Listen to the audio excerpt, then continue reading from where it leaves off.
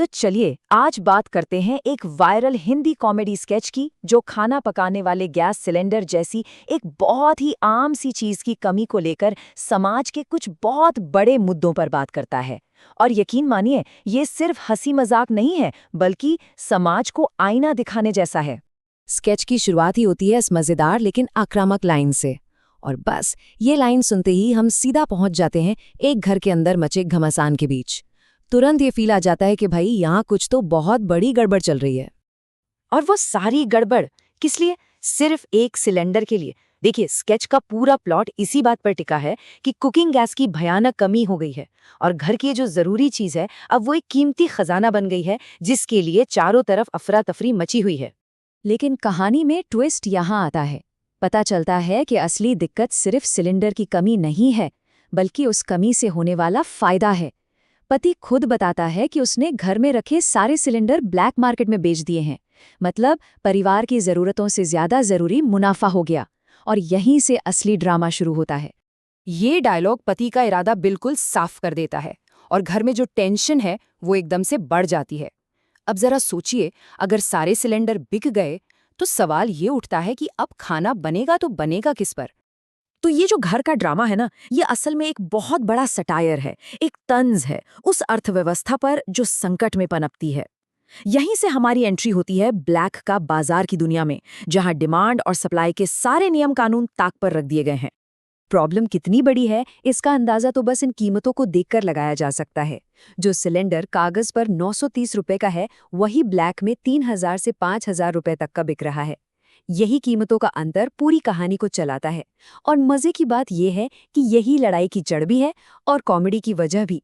मतलब सिचुएशन इतनी मजेदार हो जाती है कि ब्लैक मार्केट में अपने अपने ब्रांड तक बन जाते हैं, जैसे ये काल्पनिक जेपी सिलेंडर कंपनी। ये बड़े शानदार तरीके से दिखाता है कि जब सिस्टम फेल हो जाता है तो लोग कैसे अपने खुद के अजीबो-गरीब जुगाड़ बना लेते हैं। तो अब ये स्केच सिर्फ ब्लैक मार्केट तक ही नहीं रुकता बल्कि ये उन गहरी सामाजिक चिंताओं की बात करता है जिनकी वजह से लोग घबराकर चीजें जमा करने लगते हैं और कीमतें आसमान छूने लगती हैं। मतलब ये कहानी सिर्फ सिलेंडर की नहीं है बल्कि उस डर की है जो लोगों से ये सब करवा रहा है। और किरदारों की बातचीत सुनिए तो उसमें यही सब डर झलकता है।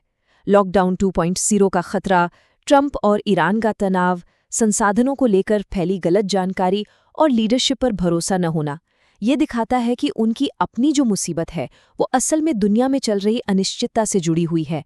उनकी चिंताएं सिर्फ उनकी नहीं हैं, वो उस समय की फीलिंग को दिखाती हैं। इसी बीच एक लाइन आती है जो उस वक्त के पॉलिटिकल माहौल पर भी एक कमेंट की तरह है। ये लाइन सीधे सीधे किरदारों का नजरिया दिखाती है कि सत्ता कैसे काम करती है, खासकर मुश्किल समय में। हम यहाँ बस ये बता रहे हैं कि स्केच में ऐसा दिखाया गया है। और अब हम पहुंचते हैं स्केच के क्लाइमैक्स पर, जहां ये सटायर, ये व्यंग्य एक बिल्कुल ही अलग चौंकाने वाले लेवल पर चला जाता है। यहीं पर क्रिएटर्स ने अपनी बात को एक नेक्स्ट लेवल पर पहुंचाया है। 10,000 रुपए, एक सिलेंडर की कीमत 10,000 रुपए तक पहुंच जाती है। और ये जो अविश्वसनीय कीमत है यही उस आखिरी सौदे की नींव रखती है जो सारी हदें पार कर देगा। तो ये पागलपन भरा सौदा होता कैसे है? देखिए, एक लोकल दबंग लाला आता है, उसे सिलेंडर चाहिए। बेचने वाला जंगू कीमत बताता है 10,000, लेकिन लाला काउंटर ऑफर देता है 5 लाख रुपए का। पर एक शर्त है, ये कीमत सिर्फ सिलेंडर के लिए नहीं बल्कि बेचने वाले की माँ के लिए भी है। और सौदा हो जाता है। स्केच यहाँ ये दिखाता है कि जब संकट आता है तो हर चीज की और हर किसी की एक कीमत लग सकती है। और फिर आता है ये डायलॉग जो आखिरी लड़ाई के दौरान बोला जाता है। ये कॉमेडी का पीक है। इस एक लाइन में एक इंसान को एक ऐसी चीज बना दिया जाता है जिसका पूरा पूरा पेमेंट हो चुका है। सुनने में ये मजेदार लगता है लेकिन साथ ही साथ ये बहुत कुछ सोचने पर भी मजबूर करता है। तो इतना सब कुछ दिखाने के बाद क्रिएटर्स कहानी को एक बहुत ही इंटरेस्टिंग मोड पर ख़त्म करते हैं। वो इस व्यंग्य को सीधा दर्शकों से जोड़ देते हैं जिससे इसका असर और भी गहरा हो जाता है। और यहाँ पे स्केच का टोन एकदम से बदल जाता है। वो कहानी सुनाना बंद करके सीधा ऑडियंस से बात करने लगते हैं। उनसे पूछते हैं कि क्या उन्होंने भी कभी ऐसी कमी का सामना किया है। इससे ये सामाजिक कमेंट्री बहुत पर्सनल लगने लगती है। और इसी सवाल के साथ ये स्केच हमें छोड़ जाता है। ये सवाल सिर्फ इसके सीक्वल के बारे में नहीं है, ये हमें सोचने पर मजबूर करता है कि संकट, लालच और बेतुकेपन की ये जो कहानी है वो हमारी अपनी असलियत से कितनी मिलती जुलती है।